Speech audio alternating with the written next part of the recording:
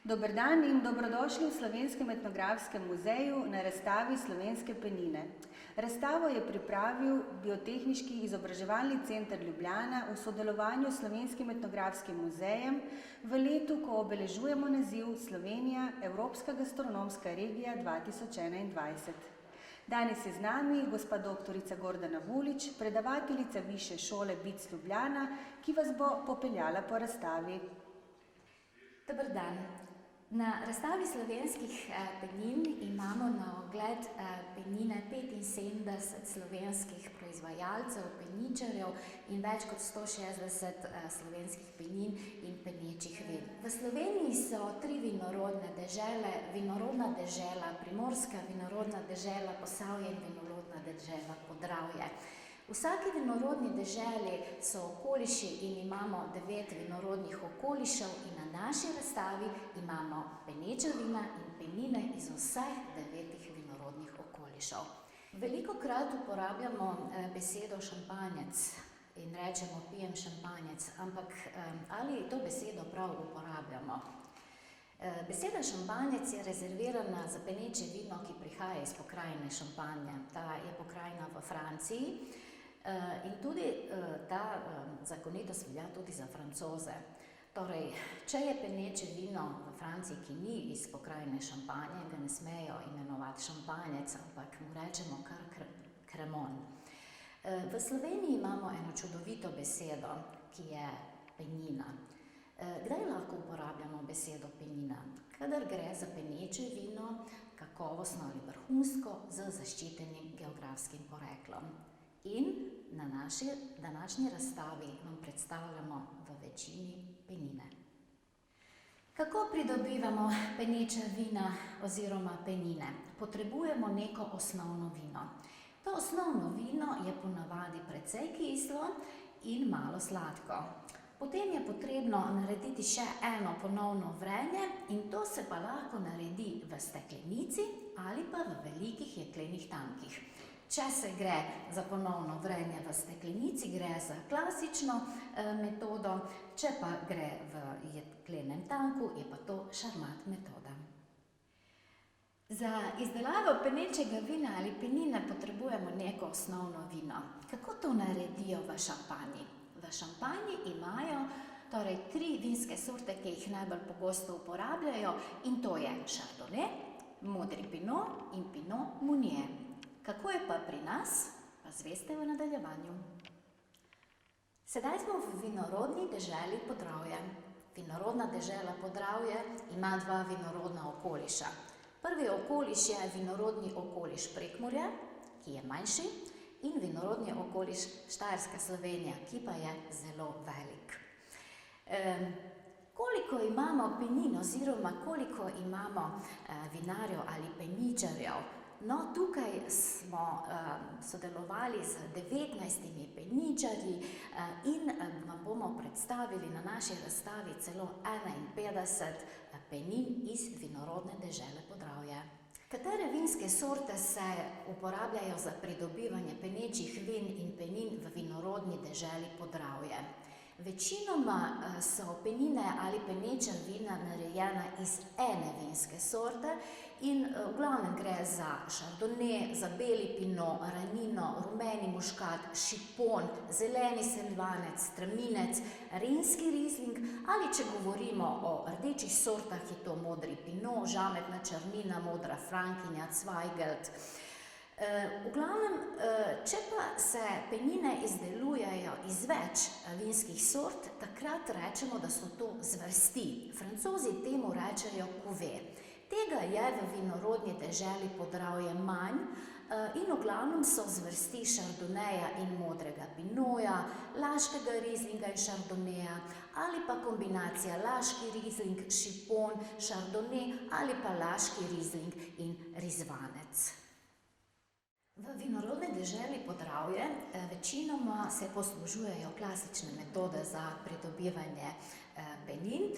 In kar se tiče pa sladkornih stopenj, je največji del teh penin, ki jih danes razstavljamo, zelo suhih ali brut, vendar gre tudi do polsladkih. Zanimivost pa je, da smo med osnovnimi sortami odkrili tudi nekatere drugačne, kot je recimo Jurka, kot je Gamay, Quinton, ali pa aromatizirane penine z dodatkom jagode, breskev, ki daje poseben čar tem peninam. Na naši razstavi vam lahko tudi predstavimo penino, ki vsebuje zlato. Gre namreč za 23-karatne zlate lističe, ki so čudovit dodatek eni penini. Smo v vinorodni deželi Posavje. Vinorodna dežela Posavje ima 3 vinorodne okoliše.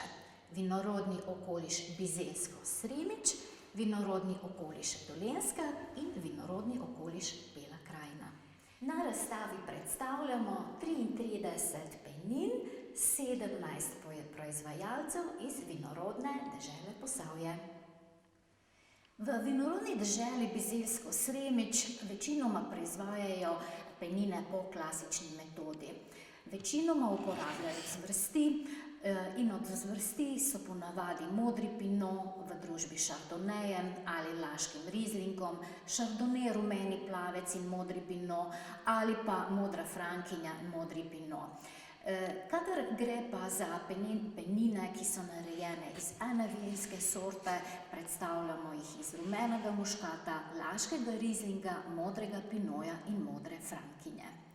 Kar se tiče vsebnosti sladkorja v penečih vinih oziroma v peninah, v tem vinorodnem okolišu najdemo od popolnoma suhih oziroma brut natur, izredno suhe ali ekstra brut, zelo suhe ali brut, teh je tudi največ, so tudi suhe, ekstra dry, pol suhe ali sek, pol sladke ali demisek in tudi sladke.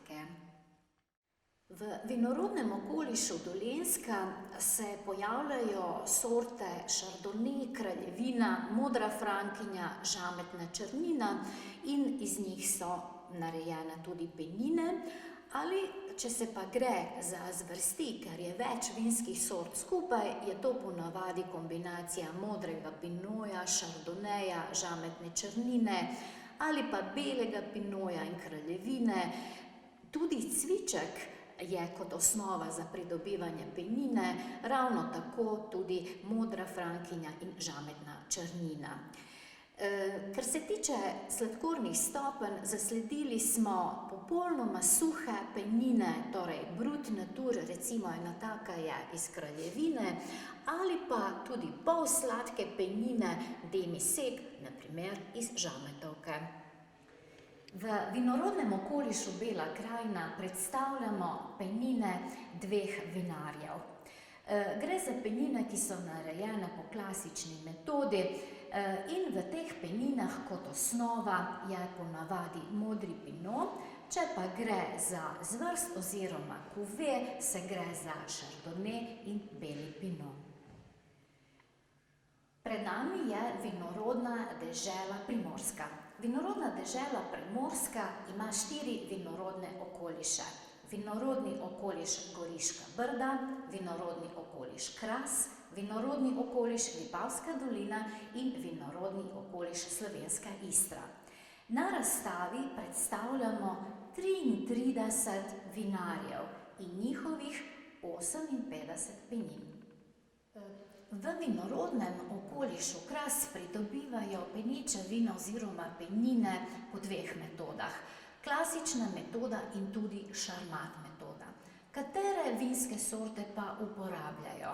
Torej malvazijo, refoš in modri pinot. Zanimivo pa je tudi, da obstaja penina tudi iz terana. V vinorodnem okolišu Kras na razstavi predstavljamo penine, ki so bodisi popolnoma suhe ali brut natur, zelo suhe, večina jih je takih, in suhe, ekstra dry. V vinorodnem okolišu Goriška Brda pridobivajo penine predvsem po klasični metodi. Nagrajenec na ocenjevanju Dekanter 2020 je tudi Miran Sirk iz kleti Bjana.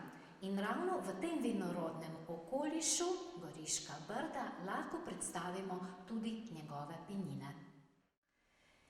V vinorodnem okolišu Goriška Brda za izdelavo penin, kadar se gre iz ene vinske sorte, smo ugotovili, da gre za rebulo, rumen muškat, modri pinot. Večinoma se pa poslužujejo zvrsti in te zvrsti so iz šardoneja, modrega pinoja, rebule ali je zraven še beli pinot ali so pa zvrsti iz merloja, barbere, refoška.